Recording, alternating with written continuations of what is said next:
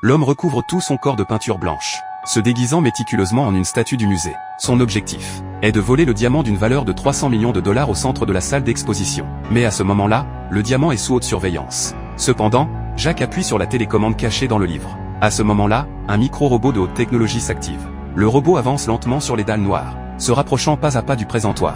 Alors que la petite voiture progresse sans encombre, un garde passe par inadvertance. Voyant cela, Jack s'empresse d'arrêter la petite voiture. Puis, profitant du moment où le garde s'arrête, il contrôle immédiatement la petite voiture pour qu'elle passe entre les jambes du garde. La petite voiture arrive ainsi sous le présentoir. Ensuite, Jack appuie sur un bouton. La petite voiture se dresse lentement. Puis, elle grimpe le long des rainures du meuble. Sous le contrôle de Jack, la petite voiture atteint rapidement le bord du présentoir.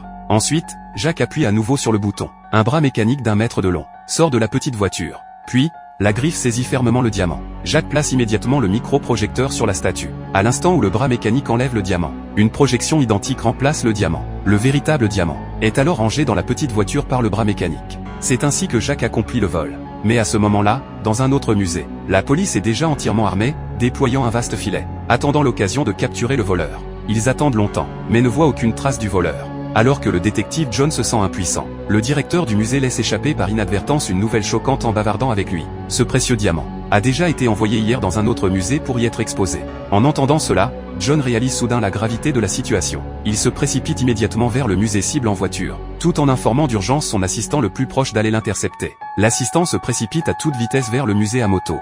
Dès son arrivée sur les lieux, il rassemble immédiatement les agents de sécurité pour bloquer toutes les sorties. Mais au moment crucial, l'assistant entre accidentellement en collision avec un vieil homme. L'assistant veut instinctivement s'excuser, mais se souvient soudain que la police a déjà annulé à l'avance le service des agents d'entretien. Réalisant le problème, l'assistant lève immédiatement son pistolet. Jack n'a d'autre choix que de s'arrêter. Mais à ce moment-là, il se tient déjà sur une bouche d'égout. L'assistant demande ensuite à Jack de présenter sa carte d'identité. Jack fait semblant d'accepter, mais en se retournant, il appuie sur le bouton à sa taille. Aussitôt, un liquide vert s'écoule sous ses pieds. Lorsque la police vérifie la carte d'identité de Jack, Jack a déjà disparu de la bouche d'égout. Une seconde plus tard, Jack jaillit de la bouche d'égout à l'extérieur. Lorsque la police réagit, Jack a déjà disparu dans la circulation. Mais Jack n'est pas satisfait. Il va même jusqu'à appeler la chaîne de télévision de manière arrogante, pour dire à la police que sa prochaine cible est cette épée antique vieille de 600 ans.